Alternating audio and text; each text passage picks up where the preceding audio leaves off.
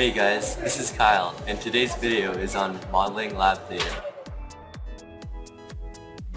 So now let's work with some noisier data that's a little bit less straight line than the Celsius and Fahrenheit conversions we were doing before. This is not quite so textbook clean. So have a look at the column of data on the left there. Remember, it's stat edit. Here I am just clearing L1 and L2, not deleting, just clearing. Remember, we talked about that. And we'll just go ahead and enter those values for column D. That'll be our X value, and column E will be our Y value, or L1 and L2 respectively. So we'll just get those entered in the calculator here. Just key them all in. We'll key in the E values into L2. We're going to have E as a function of D. They don't want to use X and Y again. You can use any letters you like, I suppose. Just make sure you try and get these as accurate as possible. Don't make mistakes. You can always fix them, as I did just then. And here we go. Another one needs fixing. And we're looking pretty good there. So I'll get the screen up here so you can have a good close look at it as we do this here. So there's the view of what's going on in your calculator screen. Remember, we'll go Calc, and on the Statistics menu, Stat Calc, and we're going to run a linear regression through there. That's number 4. Remember, we'd like to store this equation somewhere. I'm going to store this equation in a variable. I'll choose a Y variable here, and function, and then Y1. Go down here and press calculate, and very quickly we wind up with the equation of the line of best fit for our data. There it is. It's quite a bit better than trying to just eyeball one in, and we've stored it, as you can see, in Y1. I'll just press zoom and then number 9 for stat, and you can see both the data points marked in blue and the line of best fit through the data. So here we have them. I just collected them back on the screen here so we can talk about them for a second, and we're pretty happy with this so far. Of course, there's a big caveat, and that is as long as we know that the data actually comes from a linear relationship in the first place. Of course, if the relationship is not linear, then this straight line curve fit is no good.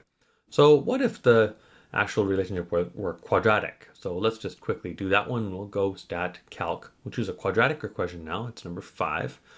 And we'll store that regression equation here. I'll store it in a variable, a Y variable, functional, store it in Y2 just for fun and games. And we'll calculate that one. So there's the best quadratic equation you can put through there and store it in Y2. So we'll have a look there. There's our linear fit, the blue one that we did originally. And here comes our quadratic fit. And if you didn't know better, you might think that was, decently appropriate. And you can see both the linear and the quadratic fit. Well, what if it were cubic? Let's try that. Again, stat calc. This time we'll use the cubic regression, which is number 6.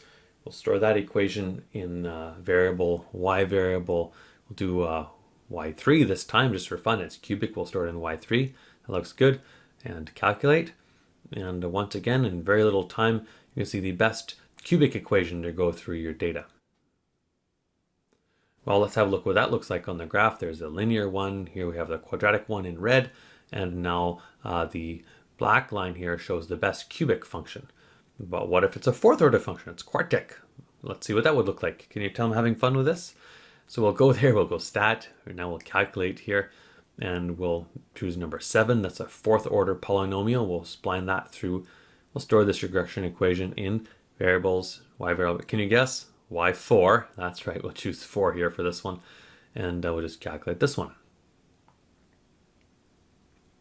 There we have the best 4th order polynomial through our data points. Linear, red, quadratic. Again, black one was our cubic one. And our best 4th order line through these points is the fuchsia color.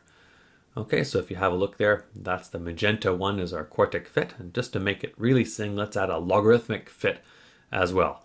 Just so you can see everything in its glory here. Remember, stat calc. We'll do the logarithmic one now. I'll do this a little quicker.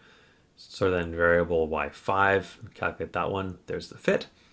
And of course, linear, red, quadratic, black, cubic, magenta color, quartic. Remember the 4th order polynomial. And now the green one here is a logarithmic fit through there. And they all look pretty good. But let's zoom out and have a look at the bigger picture. What happens when you get a little further away from the data? So let me just adjust the window here. make some adjustments to the window so we can see what the data looks like, and these lines are best fit when they're far away. There's our straight line fit. Uh-oh, the quadratic doesn't look so good anymore. And the cubic one starts really flailing around wildly. The fourth order one is even more extreme, and of course the green one there, that's the logarithmic fit. So there's the linear, as I said before, blue is linear, red will be quadratic, black cubic, the quartic one is the magenta one, and the green one here is the logarithmic fit. The point I'm trying to make, I think, with all this business is this idea. Be careful to model your data with an appropriate type of relationship, okay? It might look good when zoomed in, but far away could diverge wildly, okay? So if it's a linear relationship, use a linear model. If it's a quadratic one, use a quadratic model, and so on. Because right close into your data, you might get fooled. Anyway, look, there's another factor I want to talk about, and that is extrapolating, or predicting values outside your data set. And that's really quite different and always less reliable than interpolating. Okay, so what does interpolating mean? That's just predicting values inside your data set. And you can exactly see this with one last example. So here's another column of values, and we expect this expression to be linear. So I'll just do it a little faster this time, put in all the data here in our columns L1 and L2, and type these in. Hopefully don't make too many mistakes doing it. And we're going to see what happens when you get closer and further away from the data. Remember, what's inside the data you're probably going to trust more, and what's outside you'll be a little bit less convinced by. Let's just see why that is. We'll calculate a linear regression on this one, store that regression equation in a variable y1, and calculate it. And zoom through the stats. So there's the value. Let's use a regression line to calculate y values for those two bold x values. Notice one of them is inside our data set and one is outside. Uh-oh, remember, adjust your window if you need to. So we'll go back here and quit out of this and go and adjust our window. Make sure that it includes what we're looking for, that point 1.7. And go ahead here, readjust the window. And there's the graph of the data. And we'll calculate a value at 1.7. And you get it. You do the same for the value at 5.2. Now notice, this one here, the 5.2 value that's inside our data set, we're pretty confident, we're interpolating. But the other one for 1.7, we're less confident. A little bit of mistake in the line, and those points far away really change a lot. So remember, you're interpolating if you're inside the data set and extrapolating outside. Okay, notice the yellow was the data set, and there was one in and one out. So anyway, we often collect data, and we want to analyze it, we want to make functions out of it, we want to graph it. Hopefully this lesson will help you to do that. So thanks for watching. As always, I do appreciate it, and see you soon. Just don't forget to stay tuned for our next video, which is on the mole concept.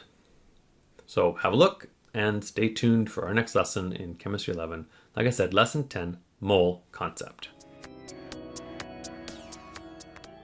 This is my dad's YouTube channel. It's awesome. So like, comment, and subscribe!